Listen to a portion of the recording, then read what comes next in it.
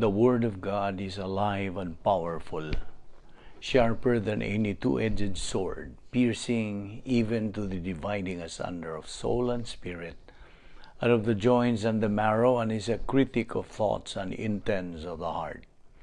All Scripture is God-breathed, and is profitable for doctrine, for reproof, for correction, for instruction in righteousness, that the man of God might be mature, thoroughly furnished unto all good works. Study to show thyself approved unto God, a workman that needeth not to be ashamed, rightly dividing the word of truth. The harvest truly is plenteous, but the laborers are few. Pray ye therefore the Lord of the harvest, that he will send forth laborers into his harvest. And let us not be weary in well-doing, for in due season we shall reap, if we faint not. Preach the word, be ready in season and out of season. Reprove, rebuke, exhort with great patience and instruction. For the time will come when they will not endure sound doctrine, but wanting to have their ears tickled, they will accumulate for themselves teachers in accordance to their own desires, and will turn away their ears from the truth, and will turn aside to myths. Now we live in a day where biblical truth is considered hate speech, even among those who profess Christ. It is loving to tell the truth, no matter how much it may hurt the hearers. Before we begin our Bible study today, if you are a believer in the Lord Jesus Christ, be sure you have named your sins privately to God the Father. 1 John 1:9 says, if we confess our sins, He, God, is faithful and just to forgive us our sins and to cleanse us from all unrighteousness. Now after you do that, you will be in fellowship with God, filled with the Holy Spirit, and ready to learn Bible doctrine from the Word of God.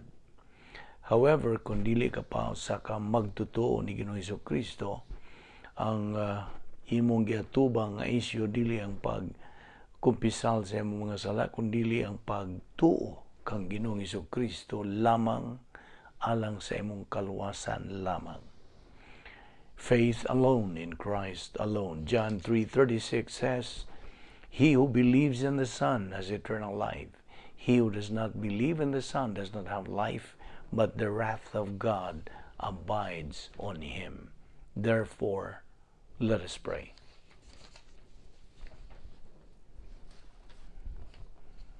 Let us pray. Father, we are indeed grateful to you for the privilege of having the freedom to assemble ourselves together once again in this Bible study through the YouTube and Facebook, to focus our attention upon your word, which is forever a lamp unto our feet and a light unto our path. We thank you that you have preserved your word in writing for it, both in the original languages as well as in translation. You have provided the activated human spirit for faith perception of doctrine. You have provided, God, the Holy Spirit, who is the ultimate teacher, and the gift of pastor-teacher for communication of doctrine, so that every believer can consume the oxygen of the spiritual life, your word, and growth from infancy to adolescence, and from adolescence on to maturity, and fulfill the purpose for which you have left every believer in this life. And we know, Father, the greater knowledge of doctrine, the greater the growth, the greater the blessing, the greater impact, the greater production of divine good, the greater reward in the eternal state. And there is every benefit and no detriment to growing in grace and knowledge of our Lord and Savior Jesus Christ. And so as we approach the study of your word today, we ask that you open our hearts to the truth, that we may fulfill that divine mandate of spiritual growth. For we ask it in Christ's name. Amen. Well, we are here today, once again, in good health, with a clear mind. We are alive and kicking. We are still breathing. Kining tanan gumikan lamang sa kaluoy, gugma, kortesiya o grasya sa Dios.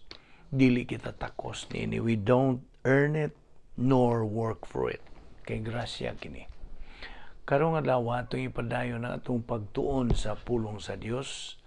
O andam ka na ba ang atong paghisgutan niining adlaw mao ang doktrina sa mga panalangin, blessings, which I'm sure you would be very interested to assimilate this doctrine, kay kini may kalabutan sa ato na unyang pagdawat sa mga panalangin sa higayon nga kita makakabot gyud sa katakos sa pagdawat niini. Okay? Ato kining hisgutan unas tanan agi og paglabas sa atong paramduman. Nasayo na kita nga ang plano sa Dios nabahin kini tulo, 3 phases. Unas tanan, the first phase is salvation, kaluwasan. The second phase, phase 2, believer in time. Phase 3, believer in eternity. Now, ang atong concentration karon mao ang phase 2. Ang phase 2 mao ang aniya sa atong panahon karon nga niya kita nagkinabuhi. O kita gimaduan sa pulong sa Dios human kita maluwas nga patun-on kita sa pulong sa Dios aron kita makatubo ang atong kalag. Mutubo ang atong kalag og matud gana sa 2 Pedro 3:18, but grow in grace and in the knowledge of our Lord and Savior Jesus Christ. So, mao kanay igong pagsunod sa mando sa Dios aron kita makatubo og atong nasayran nga dunay tuto ka stage of capacity. What I mean spiritual growth, tuto ka level of spiritual growth. Ang una nini is infancy stage, ang imong pagkabata, baby believer. And then ang ikaduha mao na ang adolescent believer. O ang ikatuo mao na ang kinatumyan nga mao ang spiritual maturity. O mao kana ang gitawag natong stage of capacity. Now, niya kita karon sa atong ginaingon nimo nga phase 2 nga kinahanglan kita mo padayon sa atong spiritual momentum, boylo sa atong espirituhanong pagkinabuhi aron ato makabot ang third stage sa spiritual growth level nga mao ang spiritual maturity. O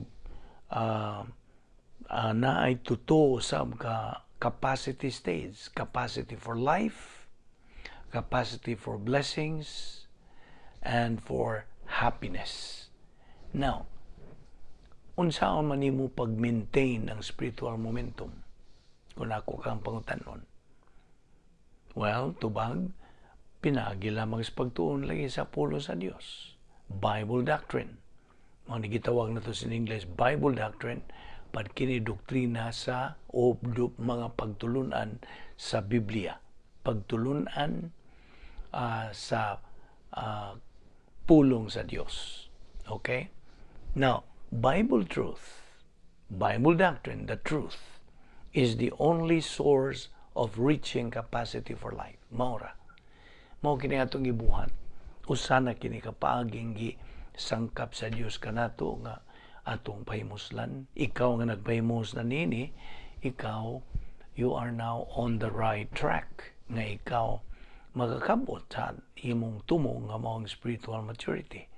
Kaya mo man kanang common goal of every believer, spiritual maturity. Now, Bible doctrine resident in our soul, maura ang tinubdan o fountainhead sa kalipay. No believer can afford to neglect the perception of doctrine, because doctrine mao kini ang tinubdan niya ng spiritual momentum. But doctrinal perception is not merely a means to an end, a system of perpetuating capacity for overt prosperity, because doctrinal perception in itself is a reward. Ganti na kana. Now, I want to emphasize here nga wa gyoy makatupong sa Bible doctrine nga nituhop na diha sa imong stream of consciousness, sa imong galamhan. Why? Because mahimo ka na siya nga tinubdan, the source of all, tinubdan sa tanan. Bible doctrine is the source of the problem-solving devices nga gisangkap sa Dios alang kanatong mga magtotoo. In the life of the believer comes the Word of God circulating in the stream of his consciousness. Nagatuyok-tuyok na, nagalibot-libot na diya sa imong galamhan, sa imong kalag. Okay? Now, in times of trouble, na ay mga suliran ng imong tagbo sa kinabuhi, and in times of need, ang Biblia as a book will not be able to help you. Now, naiuban manggod nga magdadalag Bible anong kuno mo'y habak, I don't know, sakto ba ning binisaya, habak nila o panalipod, protection nila gikan sa mga panway o mga mga kaaway sa Dios. That's why we have to weigh things. Di ta magpasulabig pagtagad sa atong pagbati, emotion. Kaya nga naman, ang emotion lagi way huna-huna, dili magkahuna-huna ang emotion. Nawa mo kumuingon og di na gamito ng emotion, ang what I mean is, ayaw pakadak-i ang imong emotion. Pakadak-i kining atong bagul-bagul ang sod niya na. Kana isod ang mga kamatuuran gikan sa pulong sa Dios. That's why, akong balikon nga, we have to weigh things, atong tutimbangon. Tutimbangon na to kung unsa gyud tinuod. Klaruhon gyud natos unsay tinuod. Di kay magpadalang ta sa atong emosyon. Tungod kay, paminaw, ang tinuod, the absolutes in the life of a believer is the truth and nothing else. Ang kamatuuran. Ug ang kamatuuran has no other source. Why lain siyang tinubdan kawas lamang diha sa pulong sa Dios. Doctrine in the soul is the fountainhead of happiness. Temporal blessings, or any kind of blessings for that matter, are never the source of happiness. Dili kini mo tinubdan sa matuod nga kalipay. Blessings are the result or byproduct of capacity. Imong katakos. Your happiness from your social life with God inside your very own palace. Unsa maning palace nga itong isgutan? Ang divine dynasty. Ang imong husto nga dapit nga puloy-anan. Kaya mo kanay supposed to be atong puloy-anan nga mga magtotoo. O kini ana sa atong unsa? Mental attitude. So, your happiness from your social life with God inside your very own palace overflows into the realm of overt blessing. When your daily worship and fellowship with God through doctrine are forgotten, makalimtan nimo, then whatever overt prosperity you may still possess becomes ritual without reality. Now, ako ang taga-gihimplo niini. May I ask you this? What really is motivating you to come to Bible study? Abe, kani bang atong sige dinhig pagtuon sa pulong sa Dios through the YouTube and Facebook, yining ministry? What really is motivating you to listen and concentrate on what is being discussed, being taught. Unsa man gyud? Dagang hinungdan. Tingali, well, I'm referring to sa imong pagtambong sa mga simbahan nga diin gitudlo diha ang Bible doctrine sa pastor nga may gasa sa pagtudlo. Now, usas mga hinungdan ini, ang ganasig nimo mao nga tingali na imong keras sa nagatambong niya ng maong grupo, hungpong diha sa simbahan. Or maybe nada ka sa sog, meaning gipugos kag aten kay most of your friends nanambong pod. Or tingali curious lang ka nga maniid sa gitudlo ug daghan pang mga hinungdan. But you know, there is only one good, proper, tukma, husto, legitimate reason that motivates you to study God's Word. And that is to learn the truth. That constitutes the principle ritual with reality is meaningful. The rest of the reasons and motivations why you come to Bible study applies to the principle ritual without reality is meaningless. Now, do you know what I mean? Kaya binimo igsuong magtotoo. I'm referring to you, igsuong magtotoo, fellow believer. Ang hinungdan sa atong pag-attend and come to Bible study is to build up our spiritual momentum by spiritual growth through the grace and knowledge of our Lord Jesus Christ. 2 Peter 3:18 lagi. But if you just attend church, musimba ka lang o madomingo, kay you feel it is your obligation or you feel like attending, kay mahadlok tingali ka gabaan sa tibuok simana, na mao na giingon tag ritual without reality is unsa? Meaningless. Why kahulugan? Now, hinumdumi. Remember this. Worship only becomes a reality when you know who you are worshiping. And true worship, tinuod nga pagsimba, is giving thanks for all the things that you have received. And actually, true worship, ang true worship yun is the exaltation of the person and character of our Lord Jesus Christ. Di man ni, kung musimba ka lang tungod kay obligasyon, nimo ka na. Mo na imong nabatasan, sukad sa imong pagkatao, kay your parents used to practice nga niining tulumanuna sa way pagsabot ngano og kinsa imong gisimba and all of that, then kung balikon, that is ritual without reality og wa gyud nay meaning alang kanimo, wala. Og hinumdumi baya nga God is real, matuod, tinuod ang Dios. Anything that involves God has to be real.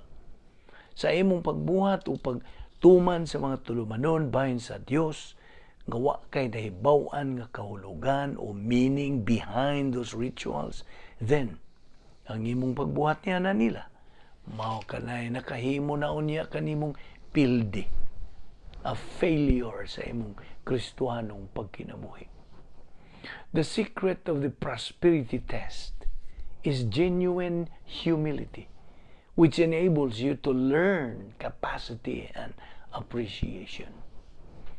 Genuine humility motivates obedience to the divine commands to faithfully absorb the Word of God. Sa laing bahin, God has promised us believers in Christ blessings. Gisaran ta sa Dios o mga panalangin. Iyang saad nga buan kita unya sa iyang mga blessings, panalangin.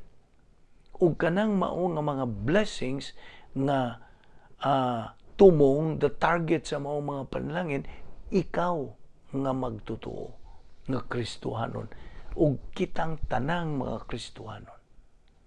Apan iya lamang mabubo, iya lamang mabubo ang mga blessings nga rika nato sa higayon at the moment nga magkaangko na kita niya ng katakos, capacity to receive them. So I hope nasabtani mo na. Dili mo bubo ang Dios sa iyang mga panalangin kung wa patay katakos sa pagdawat kanila. Dili. Busa, kung mao kini, dili nato mapangayo, mapaliyupo, mahangyo kining maong mga panalangin gikan sa Dios. Kaya nga naman, naay patakaran, naay lagda, naay protokol nga hingpit ang Dios bahin sa iyang pagbubo sa iyang mga panalangin. He has a protocol. He has a rule. Remember, God is perfect. His plan is perfect. Busa na siya perfect nga kamanduan, perfect nga lagda, sumbanan o pamaagi, bahin sa pagpangapod-apod niya sa iyang mga blessings. Correct? Aniya pa? Di man gani mahimong ampuan ng panalangin. We cannot pray to God for blessings. Kasabot ka. Kadangkan mga magtutuo po nga. Huwag man lagi sila alamag sa agenda of prayer. Huwag sila alamag. They don't have any clue. Kaya nga no, produkto ra sila sa ilang desisyon nga dili mo tuon sa pulong sa Dios. See? So akong sublion sa pag-ingon kanimo igsuong magtutuo nga ang Dios anaa siya iyang talamdan, kalagdaan, sumbanan, pamaagi nga hingpit. Perfect rule, protocol nga wa kitay katungod pagpabawog o bend o pag-usab o pagpabintaha. We don't have the right to alter, to change.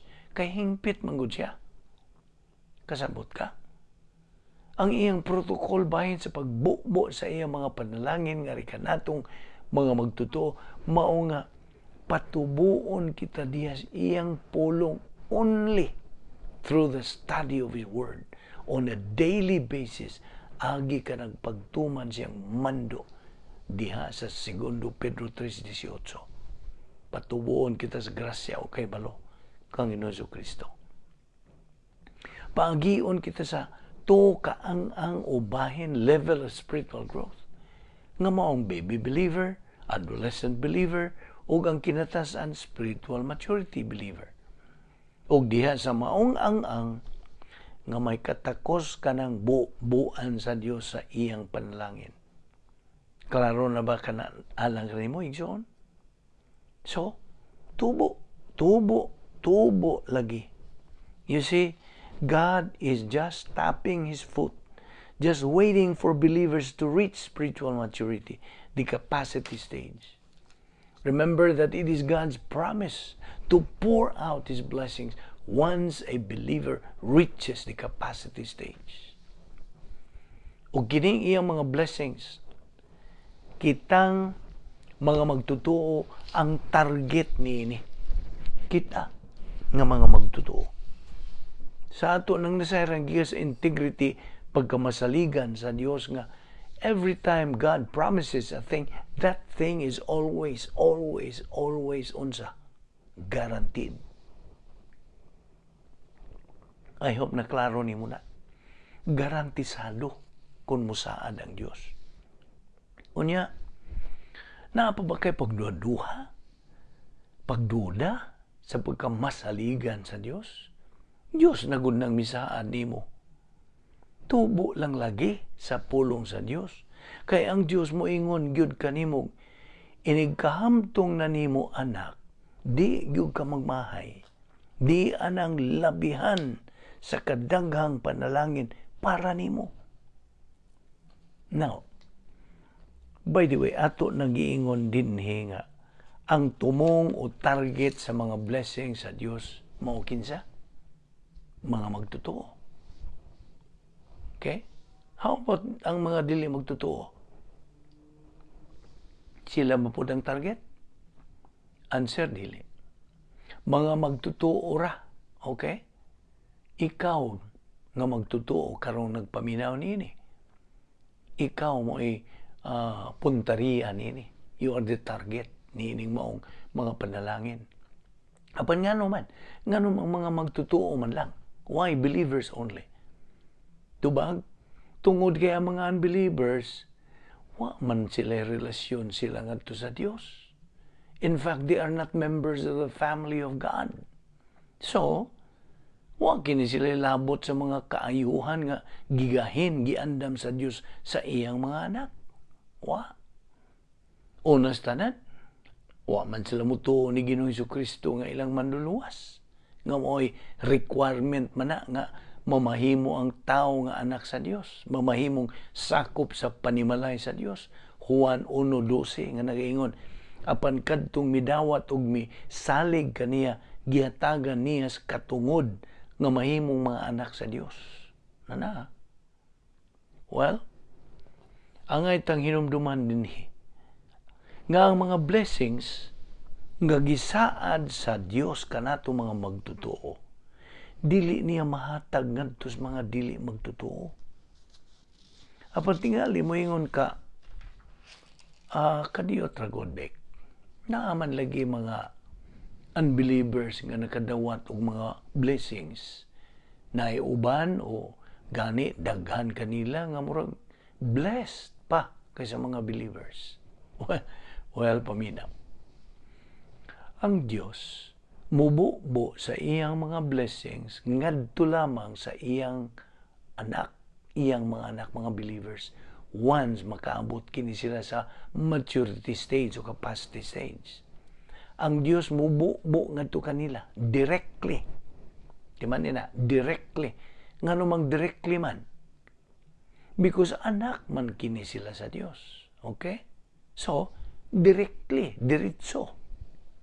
Ang Dios, on the other hand, cannot bless unbelievers directly kay lagi di man sila sakop sa panimalay sa Dios.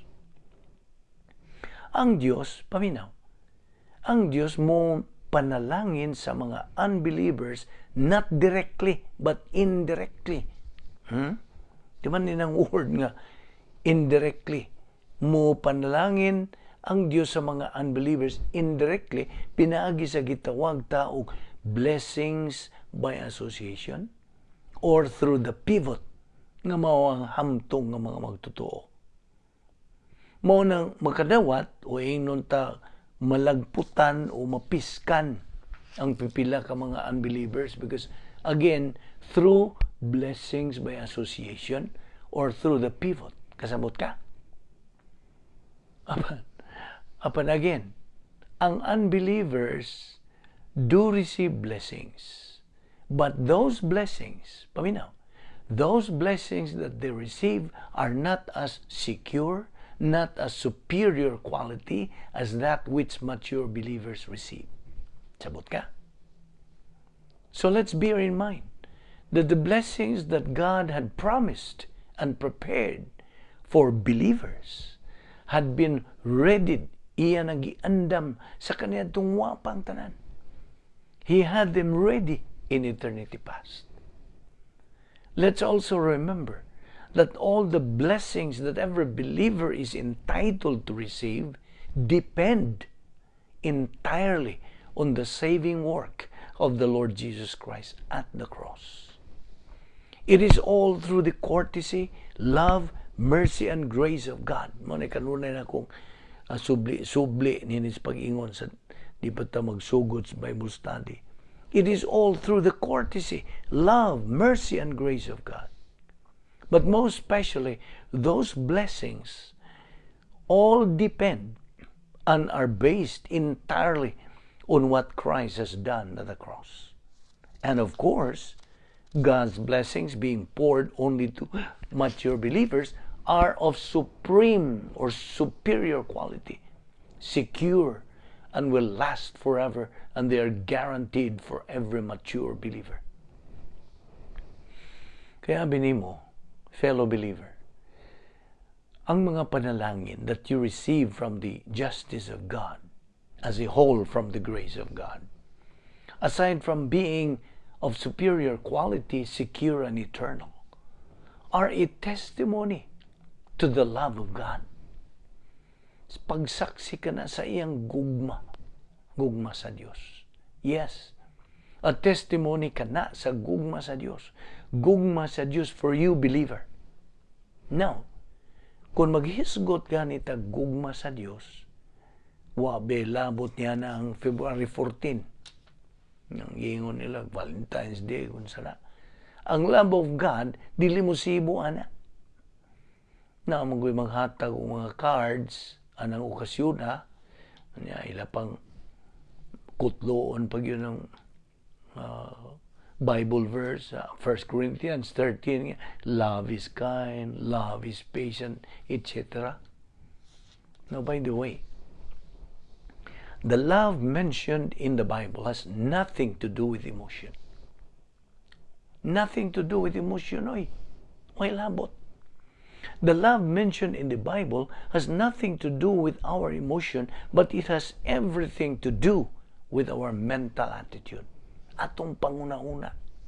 Therefore, this kind of love mentioned diya sa Biblia is a mental attitude. Okay?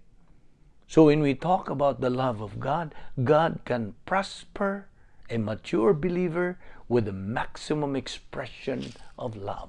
That means it has something to do with your mental state and your spiritual state.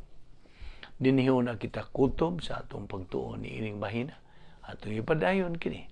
Gidapit ka gihapon higala o igsoong magtutuo sa pagpaminaw, pagpadayon sa sunod nining atong Bible study through the YouTube and Facebook under the Balbido Evangelistic Ministry. Magampo ta.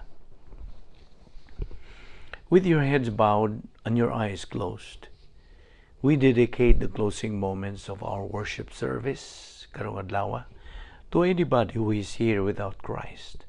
Wa siya paglaom, wa siya kinabuhing dayon.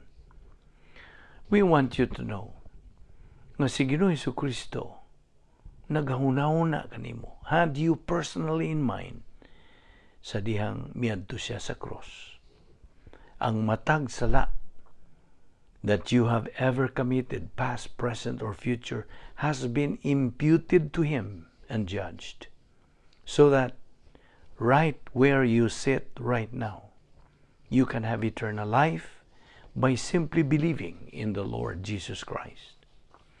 Jesus Christ took your place on the cross. He was judged for your sins. He carried all our sins in His own body on the cross. Our sins had been judged. The door of salvation, the door of eternal life is now open. How do you walk through it? Anyone who believes in Jesus Christ shall never perish, but have eternal life. John 3:16. Right where you sit right now, you have the opportunity, you have the freedom, and you have the privacy to believe in Jesus Christ. Why? Your head is bowed, your eyes are closed. That means you have privacy in your soul. Your soul is where you think. Your soul is where you make your decisions. Volition or free will belongs to the soul.